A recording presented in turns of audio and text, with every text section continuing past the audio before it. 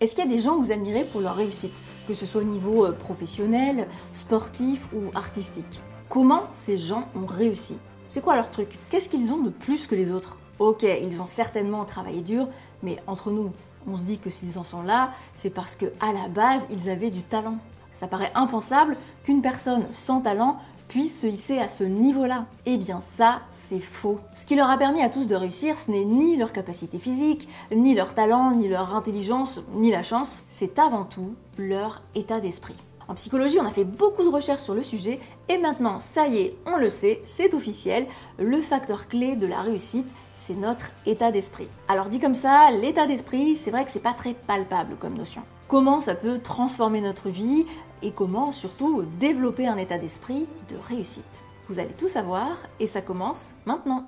L'état d'esprit, c'est la vision qu'on a du monde. On a tous une idée, que ce soit sur les gens, nous-mêmes ou la vie en général. Mais l'état d'esprit, c'est surtout ce qui va influencer la façon dont on gère les situations. Par exemple, l'échec. L'échec, on ne le gère pas tous de la même façon. Je me souviens de deux amis de lycée, on va les appeler Pierre et David, qui, à l'époque, quand moi je commençais mes études de psycho, m'avaient toujours dit qu'ils rêvaient de devenir professeurs des écoles. Donc à cette époque, ils passent le concours d'entrée et malheureusement, tous les deux ratent le concours. Mais c'était hyper étonnant parce qu'ils n'ont pas du tout réagi de la même façon. Pour Pierre, c'était une catastrophe. Cet échec, c'était le signe que ce métier n'était peut-être pas fait pour lui. Pour lui, s'il n'arrivait pas à passer ce concours, ça voulait dire qu'il n'avait même pas le niveau pour la suite. Du coup, il a carrément renoncé à ce métier. Et David, lui, il n'avait pas du tout réagi comme ça. Pour lui, ça remettait pas forcément en question ses capacités. Il se disait qu'avec peut-être plus de travail ou une autre méthode, il arriverait à réussir ce concours.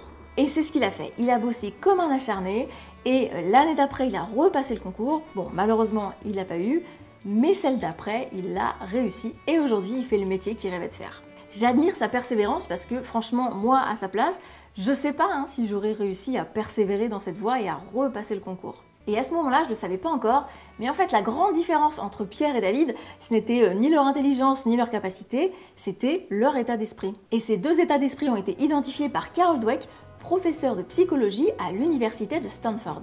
Grâce à ces recherches, on a découvert qu'il existait deux manières fondamentales de voir le monde. Soit on voit le monde comme Pierre, et dans ce cas-là, on dit qu'on a un état d'esprit fixe, fixed mindset comme dirait Carol. Soit on voit les choses comme David, et là on dit qu'on a un état d'esprit de développement, growth mindset. Les personnes qui ont un état d'esprit fixe sont convaincues que nous sommes tous nés avec un ensemble de capacités ou de qualités fixes qui ne pourront jamais changer. Ça peut être par exemple l'intelligence, nos capacités physiques ou la façon de gérer nos émotions. Quand on a un état d'esprit fixe, on pense que tout ça ne pourra jamais évoluer. A l'inverse, les personnes qui ont un état d'esprit de développement comme David pensent que nous avons tous un potentiel en nous que nous pouvons développer et améliorer. Alors oui, je sais, vu comme ça, on dirait qu'on met un peu les gens dans des cases, mais c'est pas aussi rigide que ça en a l'air, on va en reparler tout à l'heure. Et quand les neuroscientifiques ont entendu parler de ce concept, ils se sont dit « Tiens, c'est marrant ça, je connais pas ce truc des états d'esprit ». Et donc, comme à leur habitude, ils sont allés voir ce qui se passait dans le cerveau. Ils sont allés étudier comment notre cerveau gérait l'échec. Pour certaines personnes, quand elles sont face à la difficulté, c'est comme si leur cerveau se mettait en mode off. Il est figé, un peu paralysé, et finalement, ils ne cherchent pas forcément à analyser ce qui s'est passé. Pour d'autres personnes, au contraire, le cerveau s'active davantage et cherche à comprendre l'erreur. Ah, bizarre, comment je me suis trompée? Comment éviter de reproduire cette erreur? Grâce à la psychologie, on avait pu voir que notre état d'esprit pouvait influencer nos décisions et nos comportements. Et là, grâce aux neurosciences, on sait maintenant que notre état d'esprit influence directement notre cerveau. Donc selon si on est en mode état d'esprit fixe ou état d'esprit de développement, notre cerveau il va pas réagir de la même manière. Finalement, cette histoire des états d'esprit, c'est pas juste un concept comme ça sorti de la tête. Non, il y a une vraie réalité physiologique. Alors je vous rassure, les états d'esprit, c'est pas aussi binaire que ça en a l'air. C'est pas soit l'un, soit l'autre. On peut tout à fait passer d'un état d'esprit fixe à un état d'esprit de développement. Et inversement. Mais pour une grande majorité d'entre nous, et dans beaucoup de situations, nous avons tendance à avoir un état d'esprit fixe. Par exemple, chaque fois que vous vous dites « je ne suis pas quelqu'un de créatif »,« je ne suis pas fait pour le dessin »,« je ne suis pas doué en maths », vous êtes en mode état d'esprit fixe. Moi, par exemple, pendant très longtemps, j'ai cru que pour être capable de courir 30 minutes, il fallait avoir une bonne condition physique à la base. Comme si d'un côté il existait des gens avec des prédispositions pour courir le dimanche matin, et de l'autre des gens comme moi qui avaient plutôt de bonnes prédispositions pour faire des grasses matinées le week-end. Mais grâce à un petit entraînement régulier, maintenant je suis capable de courir 30 minutes sans être complètement essoufflée. Bon, enfin, ça fait longtemps que je l'ai pas fait, mais en théorie, normalement, ça devrait aller. Alors qu'on se le dise, en soi, c'est ni bien ni mal d'avoir un état d'esprit fixe. Il n'y a aucun jugement de valeur à avoir. Mais par contre, il y a un gros problème avec cette vision du monde. C'est qu'elle nous empêche d'avancer. L'état d'esprit fixe nous fait rater des opportunités. Il nous fait rater des opportunités de grandir, d'apprendre et d'avancer. Par exemple, est-ce que ce genre de situation vous est déjà arrivé? Vous êtes en cours ou en réunion et à la fin, le prof ou le manager demande « Est-ce que vous avez des questions? Vous avez tout compris ?» Dans la salle, personne n'a rien compris, mais personne n'ose le dire. Pourquoi? Tout simplement parce qu'à ce moment-là, on n'a pas envie d'être jugé, on n'a pas envie d'avoir l'air idiot. À partir de là, c'est très clair. L'état d'esprit fixe va nous pousser à éviter toutes les situations inconnues ou qu'on a peur de ne pas réussir. Par peur d'échouer, on va rester dans les domaines que l'on maîtrise. Et à l'opposé, l'état d'esprit développement a une soif d'apprendre. Lui, il veut qu'on parte à l'aventure. Il nous pousse à nous dépasser, à relever des défis. Il n'est pas dans cette pression de prouver à tout le monde qu'il est intelligent ou doué. Ok, on a dit ça, mais maintenant, comment on fait pour développer cet état d'esprit? Eh bien, Carol Dweck, qui a beaucoup étudié la façon dont les enfants réagissent à l'échec, elle s'est posé une question. Elle s'est demandé, est-ce que le fait de féliciter un enfant pour ses qualités, en l'occurrence pour son intelligence, est-ce que ça peut avoir un impact sur son état d'esprit? Dans une de ses expériences, elle propose à des élèves de passer un test très facile. La plupart réussissent haut la main. À certains, elle leur dit « Bravo, tu es vraiment intelligent », tandis qu'à d'autres, elle leur dit « Bravo pour tes efforts ». Puis dans un deuxième temps, elle leur fait passer un test beaucoup plus difficile. Beaucoup d'élèves échouent et elle observe leurs réactions. Ceux à qui on avait dit qu'ils étaient intelligents se sont sentis d'un seul coup beaucoup moins intelligents, à tel point qu'ils ont commencé à remettre en cause leur capacité intellectuelle. Et ceux que l'on avait félicités pour leur effort ont vu les choses tout autrement. Pour eux, cet échec ne remettait pas en question leurs compétences ni leur potentiel, c'était juste une information qui leur indiquait à quel niveau ils se situaient sur l'échelle de l'apprentissage. Ils se disaient qu'avec de l'entraînement, ils pourraient certainement réussir ce test. La chercheuse constate alors que le simple fait de féliciter un enfant pour ses qualités peut l'encourager à développer un état d'esprit fixe. Et à l'inverse, si on souligne ses efforts, on peut favoriser chez lui un état d'esprit de développement. Alors entre nous, c'est pas du tout ce que je faisais. Non. Quand un enfant me montrait son dessin, j'avais tendance à lui dire « Waouh, c'est super, tu dessines super bien !» Mais depuis que je sais ça, maintenant j'ai dû changer un petit peu ma réaction. Maintenant, je dis plutôt « Waouh, ça a dû te demander des efforts, ça a dû te demander du temps de faire ce dessin. En plus, je vois que là, t'as essayé de t'appliquer pour pas dépasser. » Et c'est quand j'ai découvert ça que je me suis rendu compte finalement que, malgré nous, on avait tendance à se focaliser sur le résultat, à se focaliser sur le dessin. Alors que pourtant, c'est super intéressant d'écouter un enfant vous expliquer comment il s'y est pris pour faire ce dessin, quel crayon il a utilisé, par quoi il a commencé. Alors finalement, pourquoi s'intéresser uniquement au résultat et pas au processus? Mais bon, maintenant, quand on n'est plus un enfant, comment on fait pour passer d'un état d'esprit fixe à un état d'esprit de développement? La bonne nouvelle, c'est qu'on peut tous changer d'état d'esprit, il n'y a pas d'âge. Mais pour y parvenir, il faudra relever un grand défi. Tu dois désapprendre tout ce que tu as appris. Pour passer d'un état d'esprit fixe à un état d'esprit de développement, il faudra surtout désapprendre. En fait, on a plein de croyances, de convictions, d'idées reçues, qui nous limitent et qui nous empêchent d'avancer sans même qu'on s'en rende compte.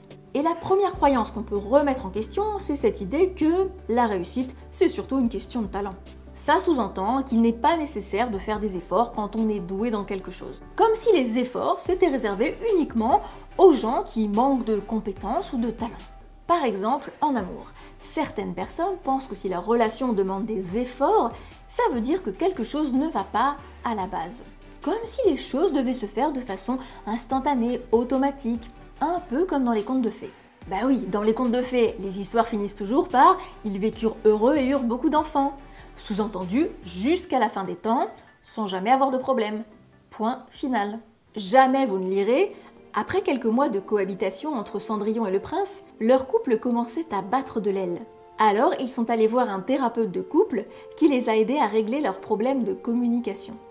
Depuis, ça va beaucoup mieux. » Donc la réussite, c'est pas juste une question de talent ou d'être doué dans quelque chose. D'ailleurs, je sais pas s'il existe des gens doués en amour. Ça nécessite évidemment des efforts, et donc le talent, au final, c'est juste le point de départ. Mais ce n'est pas la seule idée à déconstruire, il y en a encore une autre, peut-être même encore plus ancrée dans la société. Dans plein de situations, une mauvaise note, un échec au travail ou une rupture amoureuse, on pense que le fait d'avoir raté fait de nous un raté. comme si ces expériences allaient nous définir pour toujours et à jamais, sans aucune possibilité d'évoluer. On croit que nos échecs déterminent notre valeur et notre potentiel.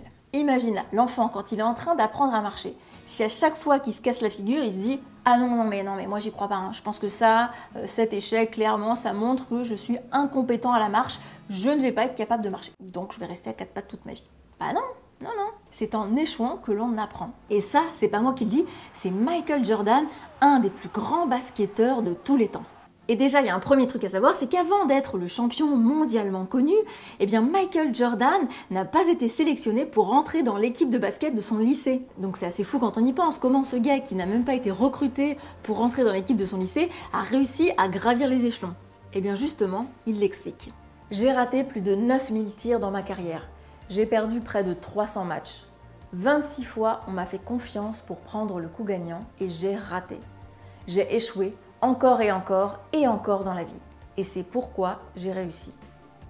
Alors peut-être qu'il avait du talent à la base, mais ce qui lui a permis de grimper les marches du succès, ce n'est pas son talent, c'est sa persévérance. Autrement dit, son état d'esprit. Donc nos échecs ne déterminent ni notre valeur, ni notre potentiel d'évolution.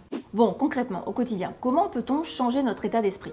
Eh bien, Carol Dweck nous propose d'utiliser une petite technique. La prochaine fois que vous êtes confronté à un échec ou à une situation qui ne s'est pas passée comme vous l'espériez, au lieu de vous dire « je n'y arrive pas », essayez plutôt de vous dire « je n'y arrive pas encore ». Ce petit mot « encore » qui n'a l'air de rien peut pourtant tout changer. Il peut nous aider à relativiser nos échecs, à moins les prendre comme des expériences qui sont gravées dans le marbre. En fait, ce mot, il nous fait changer de perspective. Il crée un pont entre le jeu d'aujourd'hui et le jeu du futur. Oui, mais si malgré tous nos efforts, parce que les efforts, ça suffit pas toujours, on est d'accord, on n'atteint pas notre objectif. Les études montrent qu'on n'aura pas fait tout ça pour rien. Parce que déjà, on aura essayé, et au moins à ce niveau-là, on ne pourra pas avoir de regrets. Mais aussi parce qu'on aura peut-être acquis des bénéfices psychologiques qui valent vraiment le coup. On aura peut-être acquis plus de confiance en soi, on aura appris à mieux se connaître ou à mieux gérer nos émotions. Et qui sait, peut-être que sur la route, on aura aussi vécu de belles expériences, fait de jolies rencontres ou découvert des capacités que l'on ne pensait même pas avoir. Alors la prochaine fois que vous vous sentez stupide, pas à la hauteur ou moins bien que les autres, essayez de vous mettre dans un état d'esprit de développement.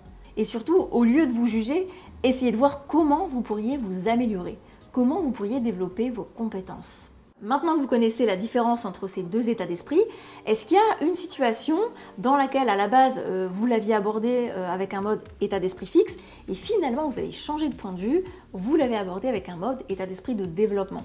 Et finalement, le fait de voir les choses comme ça vous a permis soit d'atteindre votre objectif ou au moins de vous améliorer. Voilà, je trouverais ça super intéressant de partager en commentaire vos expériences. Je suis sûre que ça peut aider d'autres personnes. Ah oui, encore une petite chose, je partage aussi plein de contenu sur Instagram, des posts, des stories. Je me suis pas encore mis au réel, mais on verra. Et voilà, j'aime bien du coup aussi échanger avec vous, vous demander votre avis. Je vous fais participer à mes petits sondages. Donc n'hésitez pas à nous rejoindre, je vous mets le lien en barre d'infos. Et évidemment, si vous avez aimé la vidéo, n'hésitez pas à la liker ou à la partager parce que moi, ça m'aide beaucoup à faire grandir cette chaîne. À très bientôt!